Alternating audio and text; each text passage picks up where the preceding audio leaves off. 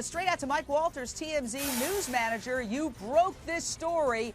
First of all, what's the latest? And I'd also like to get your take on Stephen Collins' apparent silence on the most serious issue, the molestation accusations.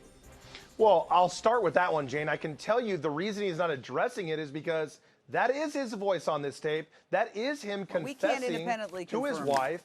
And I do understand that, but I think that kind of tells you a little bit about what is in the audio and how he feels about it. His only reaction, like you said, is to vilify his wife, his ex-wife, and say, you extorted me. You took this audio tape without my knowledge and you shopped it around to try to get your settlement. I can tell you the other side of the coin, though, Jane. The other side of the coin is she's saying, yes, I did tape you, and yes, I wanted money from you, but all I ever wanted was my half of our community assets as a married couple who's now getting divorced. I can tell you, I've seen all the documents, Jane. They're worth $14 million.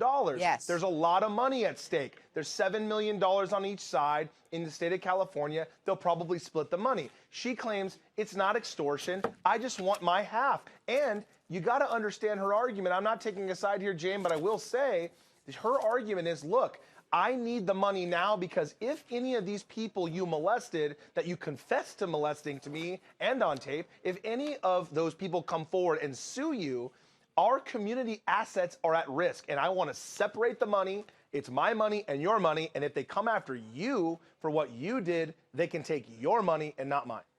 Well, out to the lion's den, and I want to thank you, Mike Walters, as always, for breaking the stories and for coming on our show. Great to hear from you. Lion's Den, I'm going to start with Brian Claypool, criminal defense attorney. You know, they are in a nasty divorce. I'm just looking at the docket, and it goes on and on and on. Their next time in court is apparently in November. So in essence, it's almost like on the eve of another court proceeding. Does that taint this at all? And I want to show pictures of these two together. They were married 27 years. They have an adult daughter. If you go on and Google Stephen Collins and Faye Grant, you see tons of photos of them kissing and hugging. The divorce is so ugly. Does that taint the accusations? Does that make the accusations something that put it in a different category? Or are those two absolutely unrelated? No, Jane. Child abuse is child abuse. And it's pathetic to suggest that we should feel sorry even for Faye Grant that she's trying to save money that she might not get because he might now get sued.